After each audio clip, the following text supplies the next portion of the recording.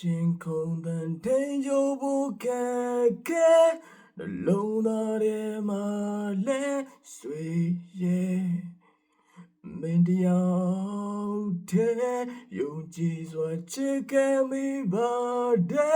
熬夜个独立岁月，估计开没比贵。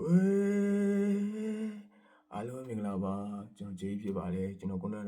စတိုးလိုက်တဲ့အကြောင်းအရာတွေတော့ chorus ပိုင်းလေးဖြစ်ပါတယ်ကျွန်တော်ရဲ့နောက်ထပ်ထွက်မဲ့တခြင်းလေးဖြစ်တဲ့ချစ်ရပါတော့စူရေးဆိုတဲ့တခြင်းလေးဖြစ်ပါတယ်ချစ်ရပါတော့စူရေးဆိုတဲ့တခြင်းလေးရပါတော့ဒါကျွန်တော်ရဲ့နောက်ထွက်မဲ့တခြင်းလေးဖြစ်ပါတယ်ဒီတခြင်းလေးရဆိုရင်ကျွန်တော်ရဲ့ဒါမွေးမိခင်နဲ့ဒါကျွန်တော်ရဲ့ဖခင်ဒါအချစ်ဇလန်လေးအကြောင်း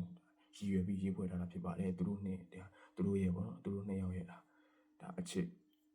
ဇလန်နော်အဓိကဒါတကယ်အစစ်မှန်ပေါ့နော်အချစ်ဇလန်လေးအကြောင်းနော်ဒါရေးဖွဲ့ထားတဲ့တခြင်းလေးဖြစ်ပါတယ်ဒီတခြင်းလေးမှာ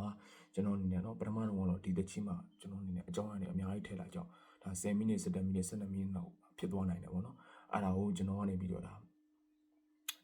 တူတုတ်ပေါ့နော်တူတုတ်နဲ့ဒါလူရင်းရောက်အောင်ပြီးရင်ဒါအချစ်ရပေါ့နော်ဒါတသနာလေးလည်းပေါ်အောင်ပေါ့နော်သူတို့နှစ်ယောက်ရဲ့ဒါအချစ်ဇလန်နဲ့ဒါတဘဝလုံးအတူရှိခဲ့တဲ့သူတို့ရဲ့ချစ်ချင်းတရားတွေရဲ့အကြောင်းနော်ကျွန်တော်တနိုင်လောက်လေးပေါ့နော်ဒီ3မိနစ်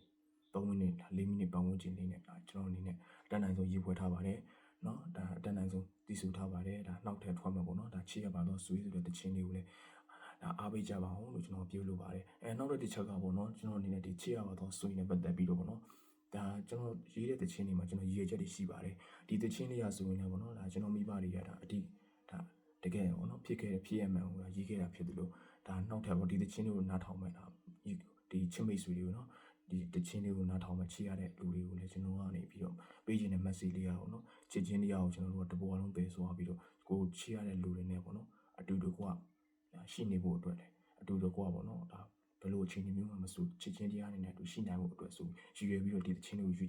ရေးဖွဲ့ခဲ့တာဖြစ်ပါတယ်ကျွန်တော်ရဲ့နောက်ထွက်မဲ့ဒါချစ်ရပါတော့ဆိုတဲ့တခြင်းလေးကိုလည်းအားလုံးကအားပေးကြဖို့ကျွန်တော်မျှော်လင့်ပါတယ်အားလုံးကျေးဇူးတင်ပါတယ်အစားအရာအစဉ်ပြေချုံးမွေပြီးတော့နော်လူရင်းဆန္ဒတစ်လုံးလုံးပြပါစေလို့ကျွန်တော်ဆုတောင်းပေးပါတယ်အားလုံးကျေးဇူးတင်ပါတယ်ကျွန်တော်ဂျေးကြီးပါ